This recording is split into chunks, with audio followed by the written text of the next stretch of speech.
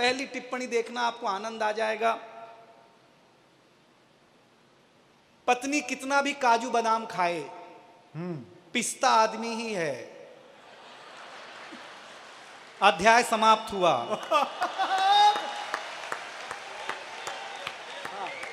बस बस यही वाला मामला रखना आप। अच्छा है, कोई तनाव पालना ही नहीं, आप लोग काफी अच्छे। हम राजनीतिक टिप्पणी करेंगे भी नहीं, क्योंकि सर हैं यहाँ पर, सर ज़्यादा करेंगे। रमेश, मुस्कान जी, अभिराम जी, तमाम लोग बैठे हुए हैं, आप इनको सुनिएगा। बहुत अच्छी व्यवस्था में। देखिए, आप व्यापारी लोग हैं, कभी आप सब्जी मंडी जाए, फल मंडी जाए, तो फल वाला जब अपना टोकरा सजाना शुरू करता है तो सजाते सजाते सजाते सजाते सबसे ऊपर वो फल रखता है जो सबसे ताज़ा और सुंदर होता है। उस एक फल की आड़ में नीचे के जितने सड़े गले होते हैं। हाँ, तो आज कुमार विश्वास जी ने जो फल का टोकरा सजाया, सबसे ऊपर मुझे रखा है। व्यापारी आदमी हूं, लेकिन अगली टिप्पणी पर मैं तालियां मांगता हूं कि अगर ये सारे फल न होते तो ये फल कभी भी ऊपर नहीं पहुंच पाता साहब। इनके कहीं न कहीं त्याग, तपस्या ने मुझे ऊपर पहुंचाया है। इसके लिए मैं बधाई देना चाहता हूं। बहुत अच्छा लगा। मेरी बहन बैठी हुई है, हमारे अग्रज गुरुदेव बैठे हुए हैं।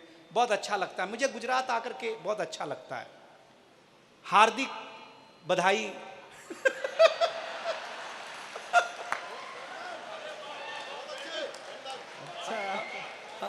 अब तो ले ही लो, आ ही गया अपने पास यार। आपने दो शख्स ऐसे दिए हैं कि वो कोई माई का लाल हो, कुछ ही दिन वो कहीं और रह सकता है। अब देखिए, डॉक्टर साहब मुझे बहुत प्रेम करते हैं, इतना प्रेम करते हैं, अगर वो जिसको प्रेम करें वो आम आदमी हो ही नहीं सकता।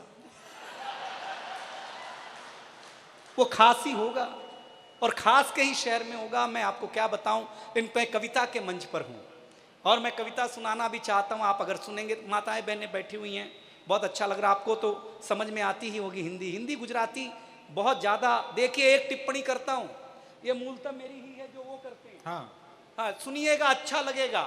ये गुजरात जब गरबा खेलता है ना साहब, तो पूरी धरती को दुल्हन बना देता है, और जब पतंग उड़ाता है तो पूरे आकाश को दूल्हा बना देता है। आप उस राज्य के रहने वाले हैं, आप बधाई के पात्र हैं, क्योंकि ये कविता का रंग जब हरिवंश राय बच्चन की कलम में उतरा।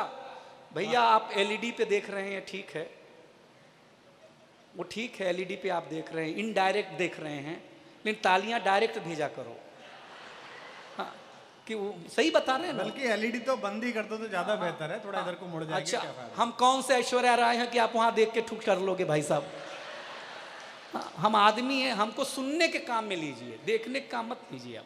तो आपको बात अच्छी लगे तो तालियां बजाना, क्योंकि कविता का रंग है। जब हरिवंश राय बच्चन की कलम में उतरा तो उन्होंने लिखा, रंग बरसे भीगे चुनर वाली, ये रंग आस्था की चौखट पर आया। तो मीरा ने गाया, श्याम पिया मोरी रंग दे चुनरिया, ऐसी रंग दे कि रंग नाही छूटे रामा, धोबिया धोए चाहे सारी उमरिया। ये रंग फिल्मी पर्दे पर आया तो सुनील दत्त साहब ने गाया कि रंग और नूर की बारात किसे पेश करूं, ये मुरादों की हंसी रात किसे पेश करूं। ये रंग शायरी में आया तो शायर ने लिखा, इसी रंग रंग में रंग है, तुझे रंग रंग में रंग दिया। मेरा रंग आया है रंग पर, तेरा रंग चढ़ के उतर गया। ये रंग कविता में आया तो कवि ने लिखा, इस रंग बदलती दुनिया में मैं रंग बेचता हूं। और एक एक हाथ उठे ये रंग जब 18 साल के नौजवान के सर चढ़ करके बोला, तो गली गली में भगत सिंह ने गाया, मेरा रंग दे बसंती चोला माए। ये कविता का रंग है साहब। बहुत अच्छा, बहुत अच्छा।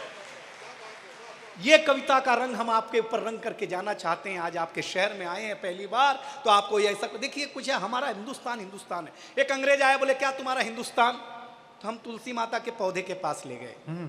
हमने कहा ये हमारी अम्मा है। उसने उखाड़ करके पत्ते पत्ते अलग कर दिए, बोले ये तुम्हारी अम्मा।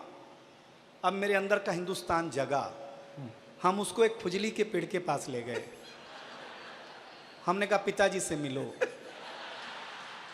उसने पिताजी को उखाड़ा, पिताजी ने ऐसा कार्यक्रम दिखाया, उसके बाद से ही सारे अंग्रेज लाल पैदा होने लगे, पहले काले पैदा हुआ करते थे। अध्याय समाप्त हुआ।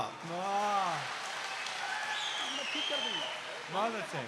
क्या है जीवन, जीजिए, आप बड़े लोग हैं, बढ़िया से एंजॉय करिए। हंसी बहुत बड़ी चीज है जो आज हम आपके पास बांटने आए हैं। राजनीति पर कोई व्यंग करता नहीं मैं, लेकिन अब क्या करूं, एक बात आ गई कि राहुल गांधी जी ने पंजाबियों को फोन किया और पूछा वोट किसको दिया बे?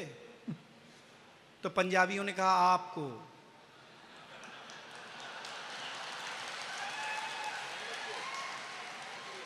अब राहुल जी टेंशन में कि जो वोट हमको मिला तो हम हारे क्यों?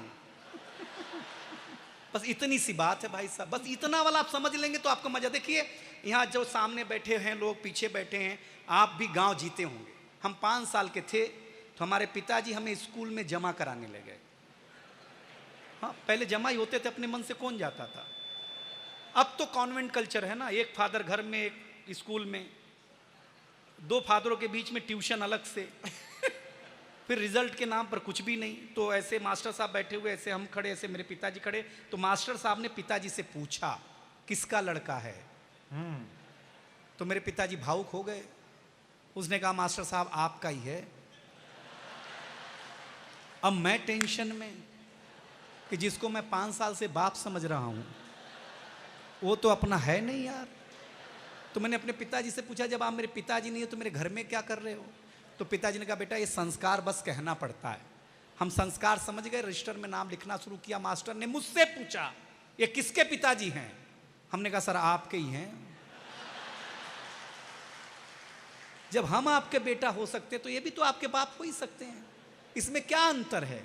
लेकिन साहब क्या पढ़ाई उस जमाने में होती थी। एक इंस्पेक्टर साहब जांच करने आए हमारे उत्तर प्रदेश में, जांच खचाखच बच्चे देखे हैरान, क्योंकि हमारे यहाँ बच्चे होते नहीं उत्तर प्रदेश में, सीधे बाप।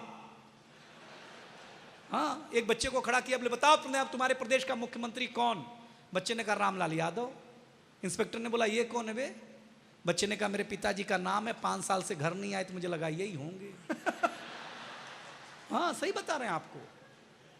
टेंशन में आ गया, बोले तुम्हारे प्रदेश के मुख्यमंत्री का नाम नहीं मालूम। बच्चे ने कहा ज्यादा बड़बड़ मत करो मास्टर साहब, असली बात यह है कि हम असली स्टूडेंट है ही नहीं, हम तो भेड़ बकरी चरा रहे थे। मास्टर जी बोले क्लासरूम में बैठ जाओ, शाम को 10-10 रुपया मिलेगा। अब ये बताओ तुम दोगे कि कोई और देगा? वो पागल हो गया, उसने मास्टर को डांटना शुरू। क्या करते हो, बच्चे असली नहीं है। मास्टर ने कहा देखो साहब असली तो हम खुद ही नहीं है, असली मेरे पिताजी हैं, वो मुकदमा लड़ने गए। उन्होंने बोला जा संभाल दे, संभालने के चक्कर में हम पहली बार आए हैं। अब तो पागल होकर के हेडमास्टर कैबिन के में पहुंचा इंस्पेक्टर और बोला किस बात की सरकार तनख्वाह देती है आपको? बच्चे असली नहीं, मास्टर असली नहीं। तो हेडमास्टर साहब ने 10,000 की गड्डी निकाली, इंस्पेक्टर के हाथ पे रखी और बोला देखो साहब असली तो मैं भी नहीं हूं, असली मेरा बड़ा भाई है, वो खेत में काम कर रहा है। उसने कहा है कि इंस्पेक्टर आएगा उसके हाथ में 10,000 की कड़कड़ाती नोट रखना, बिना कुछ बोले सारी फाइलों पे साइन करके निकल लेगा। साहब आनंद वालों, गुजरात वालों, अगर अगला व्यंग अच्छा लगे तो बताना। इंस्पेक्टर ने 10,000 रुपया लिया और बोला देखो ये तो मैं था कि जो 10,000 में मान गया, कहीं असली वाले साहब आते